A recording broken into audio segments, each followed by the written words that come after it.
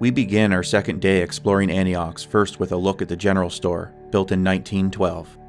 It was one of the first buildings built in the town and is one of the first you see as you enter Granby Bay. All that remains today is the concrete shell of the store and scattered artifacts. We will travel along the shore and through the forest towards the remains of the coke plant. We then hike through the townsite, stopping at many of the ruins of the buildings and structures of the original town, to finally visit the cemetery where many of the town's residents were laid to rest.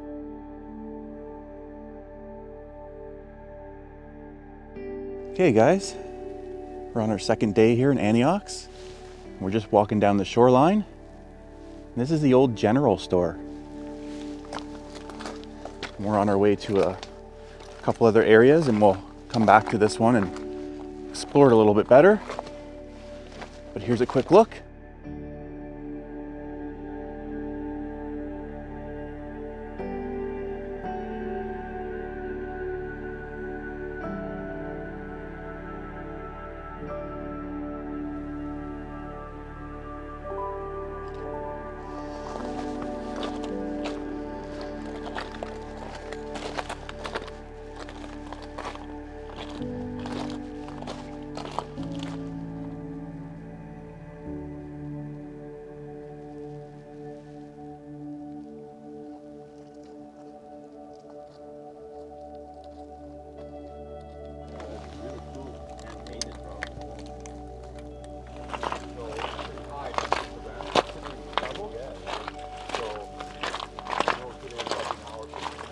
There's all kinds of stuff along this shore. Tons of bottles, pottery. There's just a random spoon. Cool place to come and just look around, see what you can find too. An old axe head.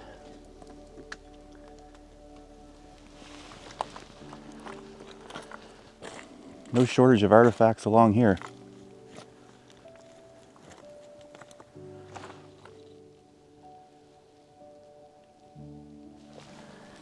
Here's what's left over of one of the fire hydrants. You'll find many of these just scattered all around. It's cool to see them just in seemingly random places, but they weren't at the time.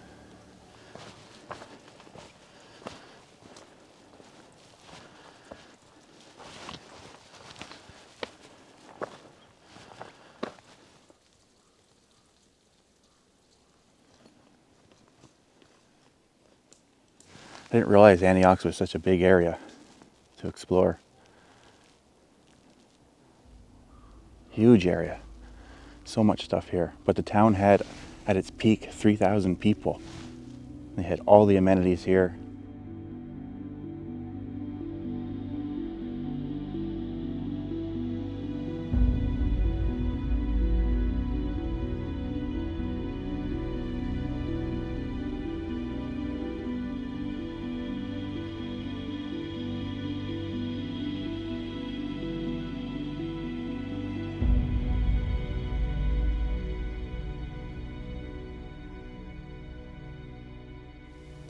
Very cool. These buildings just seem to appear out of nowhere. Just everywhere. Very self-sufficient back then. Had everything here.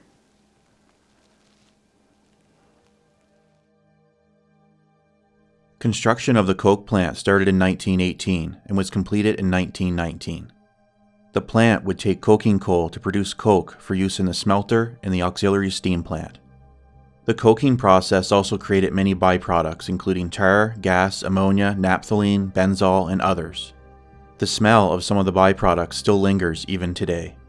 The plant consisted of 30 brick coke ovens, byproducts building, powerhouse, Benzol Building, screening and quenching stations, and storage tanks. Today, the building that you see as you enter the bay to Anyox is the Benzol Building, and the coke oven stack still stands. At the time this plant was put into operation, it was the most up-to-date coke plant in North America, and the build cost was over $2 million.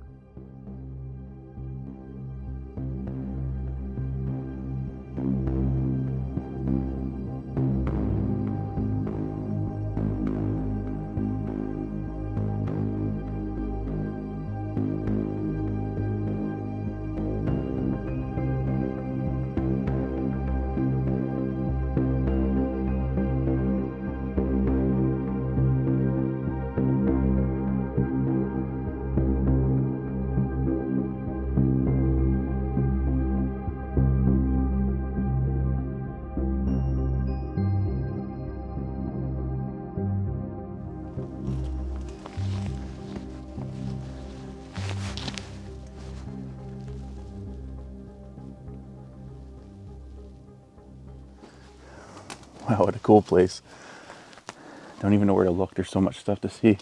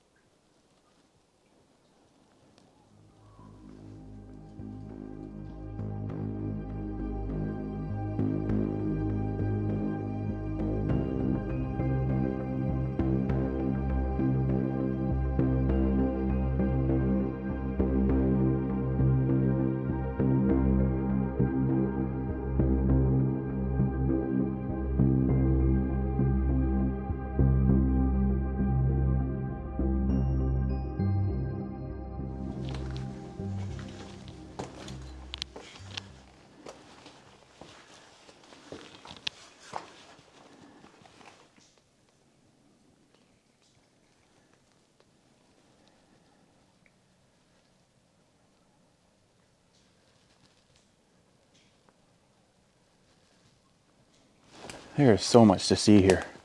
You could literally spend weeks here.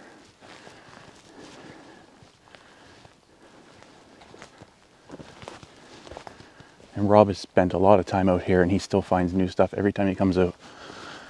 That just goes to tell you, so overgrown with so much stuff. Things are just hidden everywhere. That's really cool.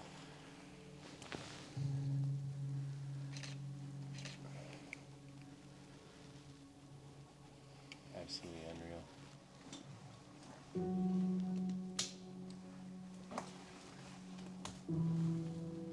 That window up there.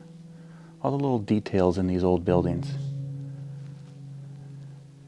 Even in the industrial buildings, I don't know, they just had more detail and took more time and care to build. Stuff you don't see nowadays.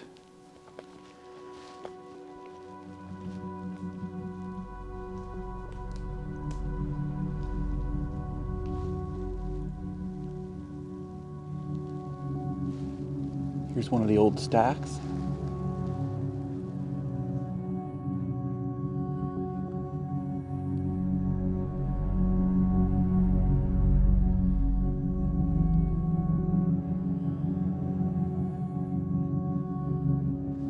Here's another fire hydrant.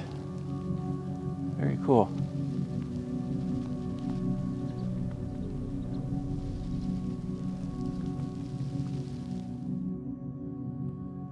This battery of 30 coke ovens was constructed by experienced bricklayers from Chicago. Coke is produced by heating coal at high temperatures under reduced oxygen conditions for long periods of time. It is primarily used in steel production, but also as a fuel. Yeah, look down there. It goes the whole way down there. Yeah, this looks so cool in here. These are the kind of places I really like.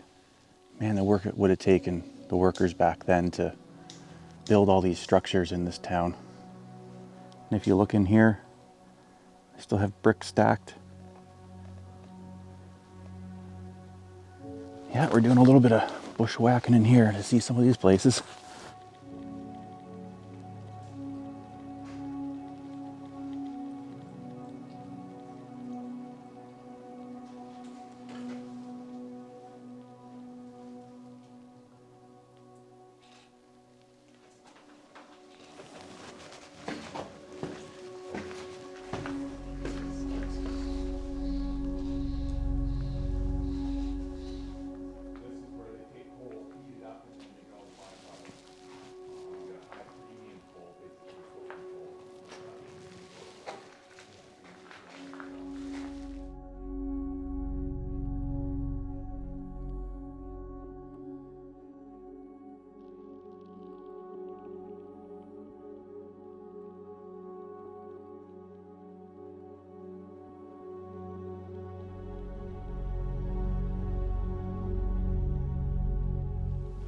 So here we are taking a better look at the general store.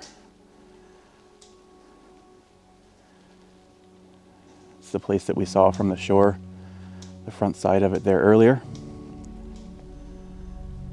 There's the front there. We're just taking a look at a different angle.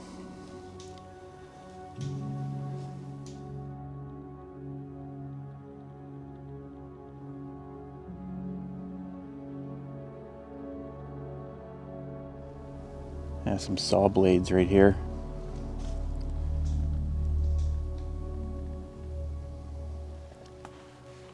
I mean, this is the inside of the store.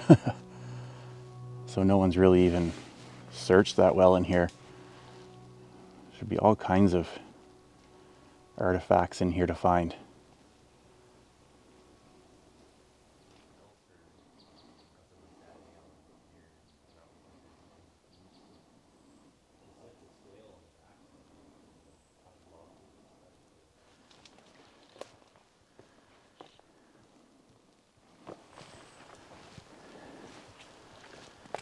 Another fire hydrant.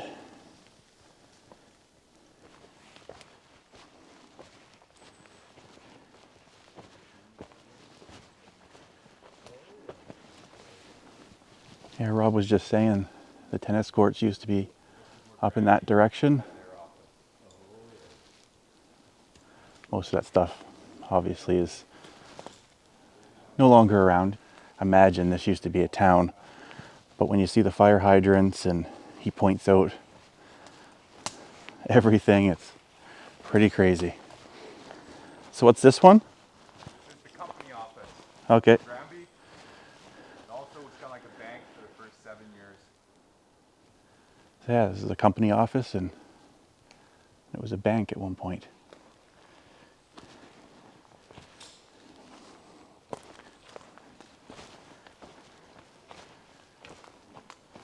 Yeah, look at the detail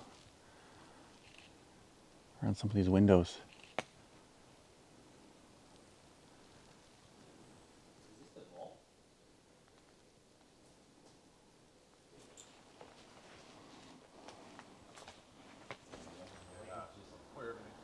We see some of the water pipes are listed. There's inside, a bunch of patients, trolleys, which there's a couple trolleys back here. Bed frame on the side there too. Yeah, remnants of those. Another shot inside. Wow. The hospital was built in 1912 at the entrance to the old mine road, overlooking the docks. It was one of the most up-to-date for its size in the province. It was completely equipped with the latest equipment and staffed by 3 doctors. It closed September 1935. That looks like some sort of a cart they would have had. 'Cause here you can see where the wheel probably would have been.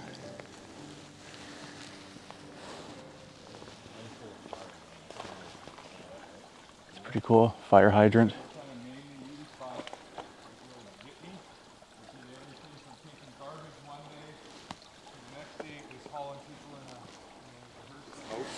There's the row of houses right along here. Oh, yeah. So we're walking right along here.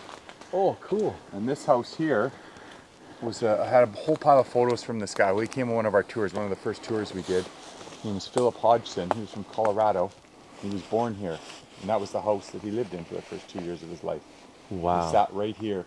So he had all these things with arrows to him. And he said, hey, can we go up and see if we can find where my house was? And I said, well, I mean, we didn't have anything brush here. Yeah. I said, I know where it is, kind of. We'll come up here and look. And it would look just like this. So there's 5 or 6 of us went up there. And we found there's 4 concrete corner posts. There's a chimney. There's bricks from the chimney. All kinds of stuff are lying up in there. So yeah, we let him take a brick home from his chimney. And yeah, he got all emotional. And he always wanted to come here. He said he never thought it'd be possible. And his daughter saw one day that there was a tour to Anyox. Oh, this is looking down at the courts? At the tennis courts.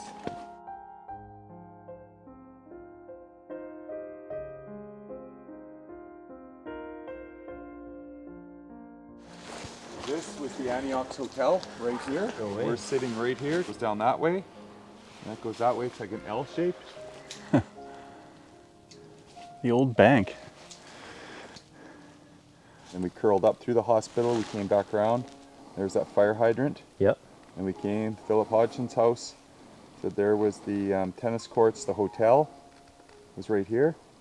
And then we're just right here now. We're going to go up. Actually, we're cutting along here because the fire hydrant's right there. Yeah. So we're going to cut up this little section here called Hill Street. Yep.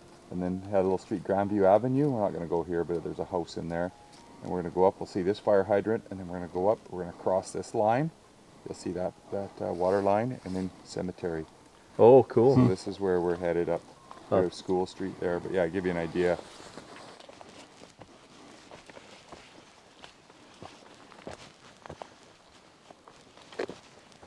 Remember I said we were going to go up this street and there was Grandview Avenue? There was a house in there. Well, there's the cemetery. Oh, yeah. In on it, you can see all the white crosses. Oh, yeah. We're going to cruise up and Quite noticeable on the photo.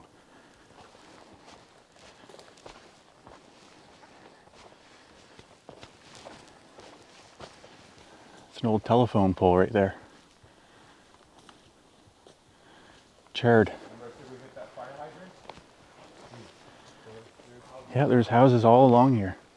Hard to believe. Another fire hydrant.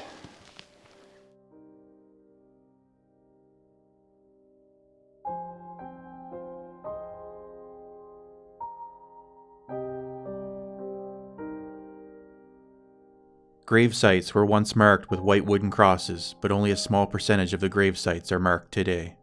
The cemetery records have never been located, and most information was collected from the local newspaper and other sources.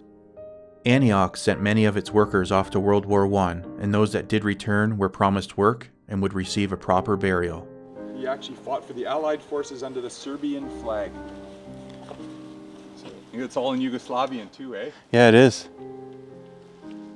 Each veteran's grave site is marked with a rectangular concrete outline with 4 corner posts and a commemorative concrete helmet.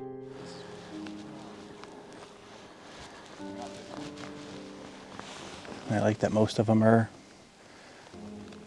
marked pretty good with their names. We have history on them.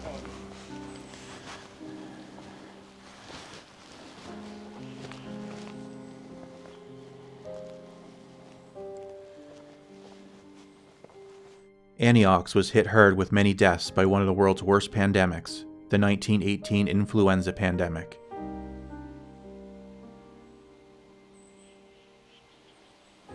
Feels so peaceful here too, so quiet.